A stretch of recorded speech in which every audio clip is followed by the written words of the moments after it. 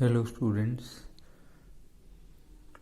especially class 10th students, I welcome you all and let's discuss some important MCQ questions which can be asked in the exams from chapter 1 real numbers. So let's start the work. See the first question, the HCF of smallest composite and smallest prime number is what? So I have given some hints here. You can see here. So smallest composite, you may know that it is 4 as it is divisible by itself 1 and another number 2 also. Smallest prime number is 2 as it is divisible by itself and 1. So the highest common factor between 2 and 4, it is very easy to identify.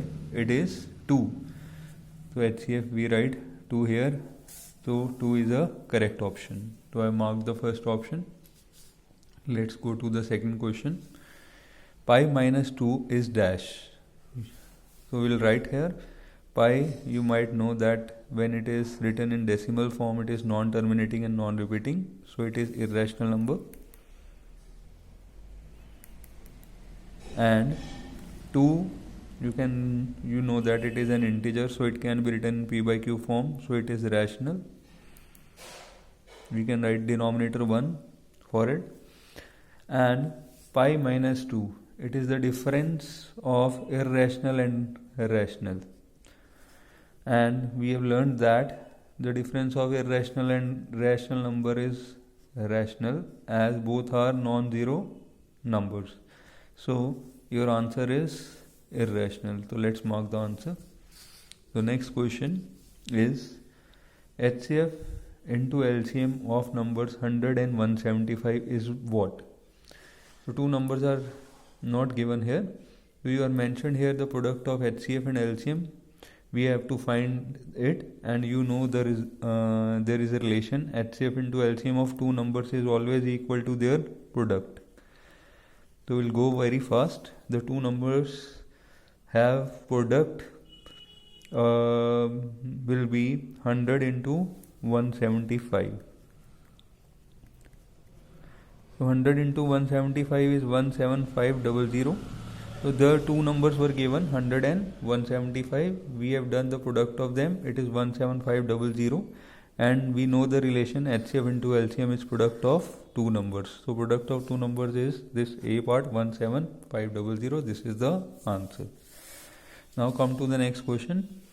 The largest number which divides 70 and 125 leaving remainder 5 and 8 is. Now some students get confused in this question. See clearly the statement says that the largest number which divides this and this. Largest number can be the HCF which divides both the numbers, can be smaller than both the given numbers or maybe less than that. So it says that we need to find HCF here. It's a clear hint. Then remainders are respectively 5 and 8 when we divide 70 and 125 by that number. So if we want the remainder 0, we must subtract 5 from 70 and 8 from 125, and then we can find the HCF of the resulting number. So we'll go fast. Largest number here will be HCF of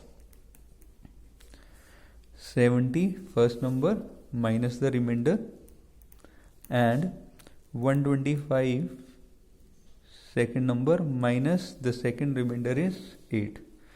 So HCF of both these will give you the answer. 70 minus 5 is 65. 125 minus 8 will be 117. Now if we find the HCF highest common factor of 65 and 117, we do the prime factorization. Prime factorization of 65 is 13 into 5. 13 5 is 65. And 117, it is 3 into 3, 9 into 13. It is 117. So here we can clearly see there is only one common factor 13. So this will be the HCF of two given numbers. So let's mark the answer. So it is the A option here. This is the correct one. Now come to the next question. The least number that is divisible by all the numbers 1 to 10. Least number which we have to find that is divisible by all the natural numbers 1 to 10 will be the number divisible by all the numbers, these 1 to 10 will also be divisible by their least common multiple, that is the LCM. So we need to find the LCM of all the numbers 1 to 10, and then that number will be the least number which is divisible by all the numbers. So you can find the LCM of all the numbers 1, 2, 3, 4, 5, 6, 7, 8, 9, 10. So you can mark the answer after finding the LCM here. I am giving you the hint. So you check out the answer. The LCM could be from these two numbers, C or D. I think the D option will be the correct option. You justify the answer by solving it. So this part may be your homework. Now the decimal expansion of 14587 upon 1250, it is P by Q number, will terminate after 1 decimal place, 2 decimal place, 3 decimal place, 4 decimal place. Now for this either we need to do the division or we can do the prime factorization of the denominator to check this and proceed. So let's find the prime factorization of the denominator here. The number is this one. Your denominator Q is 1250. So let's do the prime factorization of 1250 here. So it will be 2 6 are 12, 2 2 the 4, 5, and 5 125 are 625, 5 25 are 125, 5 5 are 25, and 5 1 are 5. So denominator gets 4 times 5 and 1 time 2. So I can write this number 14587 upon 2 raised to power 1 and 5 raised to power 4. Now it's an easiest way to convert this in decimal form. We check out the number of 2's and 5's and we make them equal in the denominator. Here 2 is coming 1 time, 5 is coming 4 times. So we can multiply this by 2 raised to power 3 to get the same thing, same powers. And to balance the number, we multiplied by same in the numerator. So 2 raised to power 3 is 8, and we can multiply 14587 by 8. 8 7 is 56, 64 plus 5 69, 40 plus 6 46, 8 4 is 32 plus 4 32 plus 4 is 36, 8 1 is 8 and 3 11. So the numerator will be 116696, and now 2 appears 4 times in the denominator, 5 appears 4 times in the denominator. So by law of exponent it will be 2 into 5 raised to power 4, and you all know 2 into 5 is 10, 10 raised to power 4 means the decimal will come before 4 places. So your answer will be in the decimal form 11.6696. But we need to answer the number of decimal places. These are 4 decimal places. 4 decimal place is the correct option. So I mark the answer. Next question, if A and B are two prime numbers, then LCM of A and B is. Two prime numbers if we are given, we need to find the LCM. So let's take an example here. A and B are prime. So you can take any two prime numbers. Let 2 and 3 prime numbers be considered. So LCM if we need to find of 2 and 3. 2 1 is 2, 3, 3 1 is 3, 1, and 2 into 3 is 6. So clearly we see that we took the numbers 2 and 3, and when we do the product of these two, we get it equal to the LCM. When you are given two prime numbers, the LCM will be the product of two numbers. So let's see, if the numbers are A and B, their product will be AB. So this is the correct option. So let's go to the next question. Okay, the next question is LCM of 91 and 26 is 182. Then HCF of these numbers is what? So we can opt two different methods. Either we find the HCF directly, or we can apply the relation the product of two numbers will be equal to the product of HCF and LCM. We can opt any one of the option. So I am opting the second one. The two numbers are 91 and 26 in the given question. So I am doing their product, 91 into 26.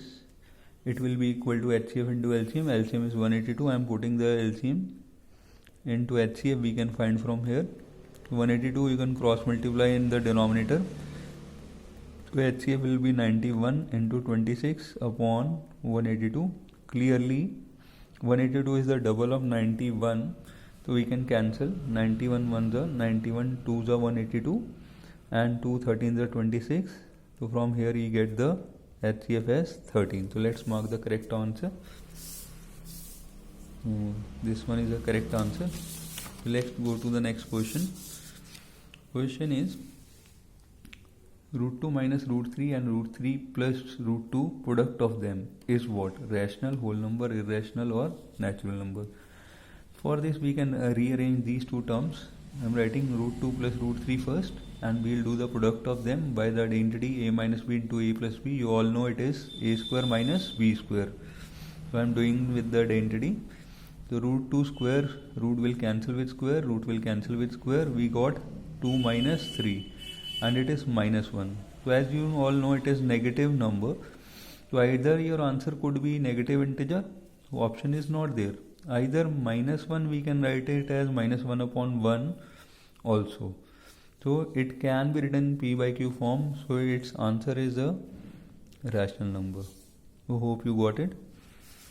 Next question is, if least prime factor of A is 3 and the least prime factor of B is 7, then the least prime factor of A plus B is what? So least prime factor of A and B two numbers are 3 and 7. We need to find the least prime factor of the sum of two numbers A and B. For this we can take an example. I am taking two numbers 15 and 49. So prime factorization is 3 into 5. Prime factorization here is 7 into 7. So least number prime number is 3 here and least number prime number is 7 here. Now if we do the sum of both the numbers 15 and 49, we see that 9 plus 5 is 14, 2 plus 4 is 6, so 64. You all know it is an even number. So any even number has the least prime factor 2. Least prime factor, any even number. So your answer should come 2 in this case. So let's mark the answer. We marked. Now the next question is the number of prime factors of 3 into 5 into 7 plus 7 is what? For this I have written this 3 into 5 into 7 plus 7. We see clearly this is a product of three numbers. This is number 7 alone. We can take 7 common from both the groups. 7 if taken common, here 3 into 5 is left plus 7 outside, now 1 is left. So this is 7 into 3 into 5 is 15 plus 1 is 16. Now we need to answer number of prime factors of this. So let's do the prime factorization. 7 is a prime number. Prime factorization of 16 is 2 into 2 into 2 into 2. Now count all the numbers. These are 5 numbers. So your answer is number of prime factors for this will be 5. We got the answer. 12th question. Next one is very easy one. Which of the following is a rational? You all know the definition of rational. It can be written in P by Q form where P and Q are integers. So let's see the options. Here minus 1 is an integer but root 5 is irrational. So this is not a rational number. 13 upon root 5, 13 is integer but root 5 is irrational. So this is again not the answer. Square root 2 upon 3, square root 2 is irrational, 3 is integer or rational. So again this part will be irrational as one number is irrational here. Now if we see the last option, minus 2 upon 3, minus 2 is integer, 3 is integer. This satisfies the definition of rational number. So minus 2 by 3, integer upon integer will be rational. As it is a non-zero integer in the denominator, so minus 2 by 3 is a correct option for rational number. Now come to the next question. If P and Q are two consecutive natural numbers, then HCF of P and Q is what? Two consecutive natural numbers, let us take the example. Consecutive natural numbers you can take as, let's take 2 and 3. Now 2 and 3 are consecutive one after the another. When we add 1 to the any number, we get the consecutive next number. Let's find the HCF of this. You all know 2 is prime, 3 is prime, and the factorization of 2 is 1 into 2, factorization of 3 is 1 into 3. So common factor here is 1 in both the case. Let us take one more example, 9 and 10. Prime factorization of 9 is 3 into 3, prime factorization of 10 is 2 into 5. We see no prime number is common between both of them. If no prime number is common between both the numbers, then we write the common factor as 1. So highest common factor between any two consecutive natural numbers is always 1. So 1 is a correct option. So let's mark the answer. C, 1 is a correct option. Now come to the next question. The decimal representation of 136 upon 1400 will be what? Terminating, non-terminating, non-terminating, repeating, or none of these. For this we need to bring 136 upon 1400 in the lowest form. Let's bring it in lowest form, then we can check the result. Now let's cancel it in the table of 2. 2 6 are 12, 2 8 are 16, 2 7 are 14, 0 0. Then again let us cancel. We can cancel it in the table of 4. 4 1 are 4, 4 7 are 28, again 4 1 are 4, 4 7 are 28, and 4 5 are 20. We got the lowest form as 17 upon 175. Now we need to do the prime factorization of the denominator to check whether what type of decimal expansion it will have. So let's do the prime factorization of 175. Let's start it with 5. 5 3 is 15, 5 5 is 25, 5 7 is 35, and 7 1 is 7. So prime factorization is 5 into 5 into 7. Now we all know if the prime factorization is of the form 2 raised to power m into 5 raised to power n, means if only 2 and 5 appears, then the rational number will have decimal expansion as terminating. Otherwise the decimal expansion will be non-terminating, repeating. Here in this case 7 appears other than 2 and 5. So your answer will be non-terminating, repeating decimal expansion according to this. So let's see the last question. LCM of 36 and 198. Now either you find the LCM of both of them or least common multiple of 36 and 198. We can check whether 198 is divisible by 36 or not. So then if 198 is divisible by 36, then this could also be the answer, but it's better we find the LCM here. So let's find it collectively. 2 18 is 36, 2 9 is 18, 2 9 is 18, 3 6 is 18, 3 33 is 99, 3 2 is 6, 3 11 is 2 1 is 2, 11, and 11 1 is 1. And LCM will be 2 into 3 into 3 into 2 into 11. 2 3 is 6, 6 3 is 18, 18 2 is 36, and 36 into 11 will be